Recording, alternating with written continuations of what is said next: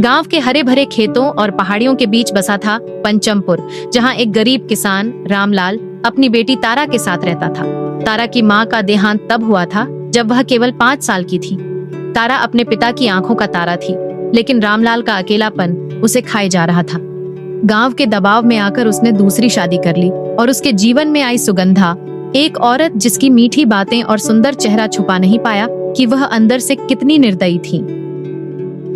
सुगंधा ने तारा के सामने प्यार और अपनापन दिखाया। वह कहती, तारा, मैं तुम्हारी माँ जैसी हूँ, तुम्हें अब कोई दुख नहीं होगा। तारा को भी लगता कि उसकी माँ लौट आई है, लेकिन यह सब एक नकली नाटक था। शादी के कुछ ही महीनों में सुगंधा का असली चेहरा सामने आया। वह तारा को छोटी छोटी बातों पर डांटने लगी। तारा के कपड़े मैले हो जाते तो सुगंधा चीखती, तुम्हें इतना भी ध्यान नहीं है, शर्म आनी चाहिए। रामलाल जब खेतों में काम करने जाता तब सुगंधा तारा से सारा घर साफ करवाती। एक दिन सुगंधा ने तारा से कहा, आज से तुम स्कूल नहीं जाओगी, किताबें पढ़ने का क्या फायदा, घर का काम करना सीखो।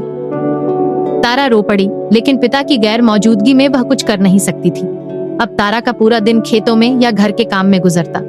सुगंधा उसे खाना तक ठीक से नहीं देती, बचा खुचा खाना और कभी कभी तो सिर्फ सूखी रोटियां।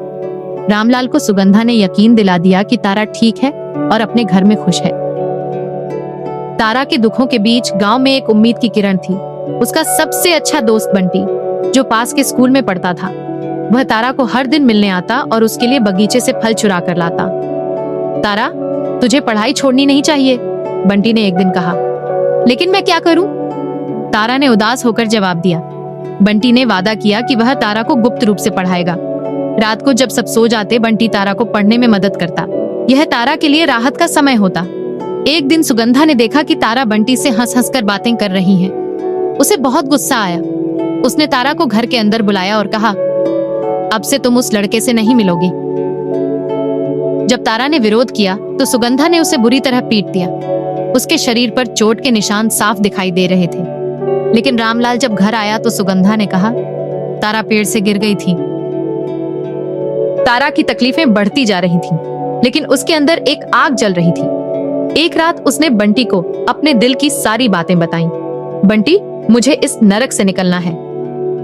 बंटी ने कहा, हम एक योजना बनाएंगे, तुम्हें हिम्मत रखनी होगी।